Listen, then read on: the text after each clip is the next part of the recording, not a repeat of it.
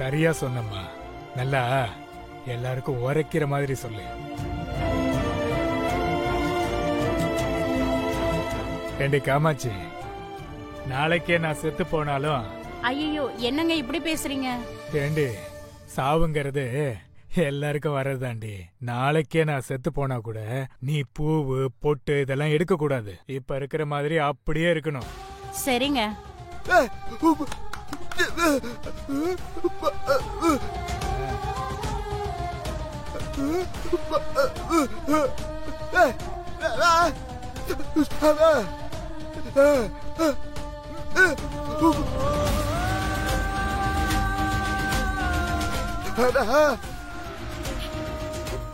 எங்க அண்ணன் அவங்க எல்லாரையும் கேள்வி கேட்கிறாரு. இங்க இருக்கிற பெண்கள் இது விஷயமா யாருக்காவது ஆட்சி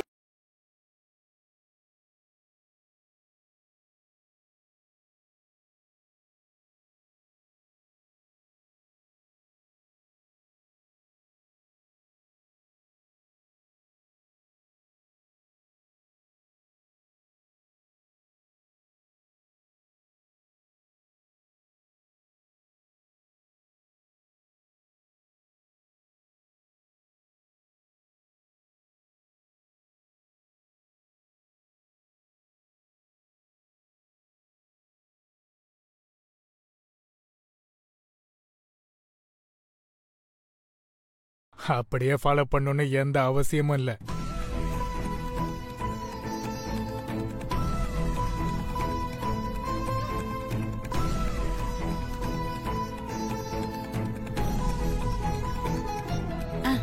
லக்ஷ்மி அக்கா, நீ எப்போ இப்படியே இருக்கா?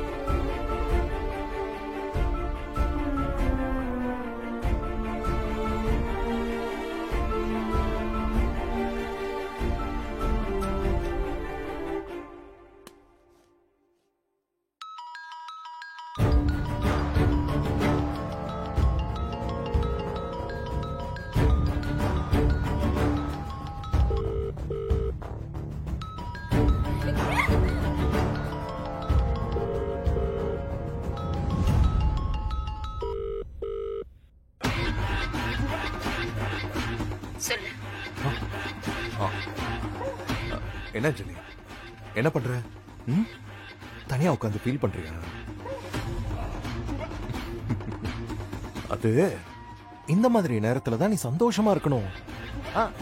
நீ அடிக்கடி எனக்கு ஒரு அட்வைஸ் பண்ணுவியே, ஞாபகம் இருக்கா? உங்களுக்கு ஒரு சோகம் வந்தா என்ன நினைச்சுக்கோன்னு சொல்லுவல்ல, அதே மாதிரி இப்போ நீ சோகமா இருக்க. உங்க அப்பாவை நினைச்சு நீ வருத்தப்படுற. ஆனா பதிலுக்கு நீ என்ன நினைச்சன்னா அந்த சோகம் உன்னை விட்டு போயிடும் அஞ்சலி. ப்ளீஸ், இறந்து போன உங்க அப்பாவை பத்தி எல்லாம் யோசிக்காம என்னையும் பிறக்க போற நம்ம குழந்தைய பத்தி மட்டும் யோசி. எல்லாம் சரியா போயிடும். இப்ப நீ தனியா இருக்கன்னு நினைக்காத அஞ்சலி. நம்ம கூட குழந்தை இருக்கு, அது கூட நீ பேசலாம். நம்ம பேசினா வயித்துல இருக்கிற குழந்தைக்கு கேக்குன்னு சொல்றாங்க. அதுகிட்ட நிறைய கதையெல்லாம் சொல்லு. உங்க அப்பா எப்படிப்பட்டவர்னு சொல்லு. பிறந்து இந்த பூமியில எவ்வளவு வசதியா வாழ போகுதுன்னு சொல்லு. நாம எப்படிப்பட்ட பேரண்ட்ஸ் சொல்லு. நீ மத்தவங்கள பத்தி யோசிக்காத அஞ்சலி. இது நம்மளோட வாழ்க்கை, நம்ம 2 பேருக்குமான வாழ்க்கை. நாம சந்தோஷமா இருக்கணும் அஞ்சலி. நமக்கு குழந்தை வரமா கிடைச்சிருக்கு, அத நினைச்சு சந்தோஷப்படு. சரி, சாப்பிட்டியா? எங்க சாப்பிட்டிருப்ப? சாப்பிட்டிருக்க மாட்டேன். சரி, சாப்பிட்டு எனக்கு கால் பண்ணு. ஓகே?